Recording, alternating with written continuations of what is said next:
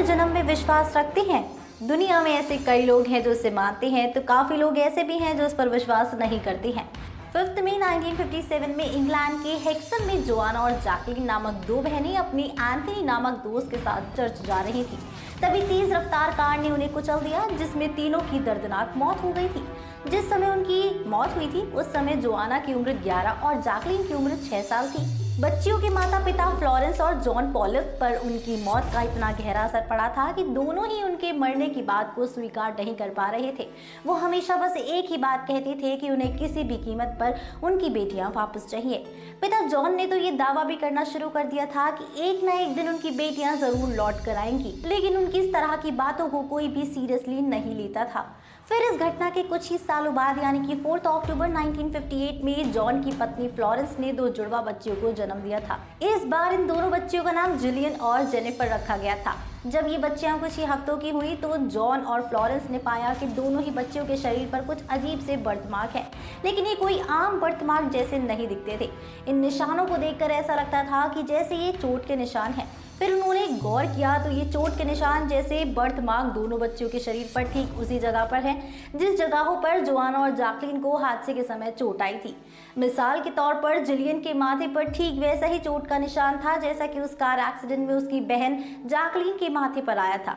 ठीक वैसे ही जेनिफर के शरीर पर भी उसी जगह पर निशान थे जिन जगहों पर उसकी दूसरी बहन जोआना को कार एक्सीडेंट में चोटें आई थी। जैसे जैसे दोनों बहनें अब बड़ी होती गई, माता पिता को उनमें जोआना और जैकलीन की तरह ही काफी समानताएं देखने को मिलती गई। लोगों को ये सब जानकर ऐसा लगा कि ये सब तो बस इत्तेफाक है, लेकिन अब ये घटना कुछ और भी ज्यादा अजीब होने वाली थी। जिलियन और जेनिफर जैसे ही कुछ महीनों की हुई तो परिवार विटली बे में शिफ्ट हो गया था। फिर जब दोनों 4 साल की हुई तो परिवार वापस हेक्सन शहर लौट आया था। फिर लगातार कुछ ऐसी घटनाएं होने लगी जिसे देखकर हर कोई हैरान था। दरअसल जिलियन और जेनिफर जब भी सड़क पर किसी कार को देखती थी तो वो काफी घबरा जाती थी और जोर जोर से चीखने लगती थी कि वो कार हमें कुचलने आ रही है। एक दिन जॉन ने दोनों बहनों को जोआना और जैकलीन के पुराने खिलौने खेलने के लिए दिए। बता दें कि जॉन और फ्लोरेंस ने जिलियन और जेनिफर को उनकी मरी हुई बहनों के बारे में कुछ भी नहीं बताया था। जॉन और फ्लोरेंस उस समय हैरत में पड़ गए थे जब दोनों बच्चियों ने खिलौनों को देखते ही उन्हें उन नामों से पुकारा जो नाम खिलौनों को जोआना और जैकलीन ने दिए थे। इतना ही नहीं, उन दोनों बच्चियों को स्कूल का नाम भी पता था जिस स्कूल में जोआना और जैकलीन पढ़ा करती थी। इसके अलावा इन दोनों बच्चियों को हेक्सन शहर के कई लैंडमार्क्स का नाम और रास्ता भी पता था।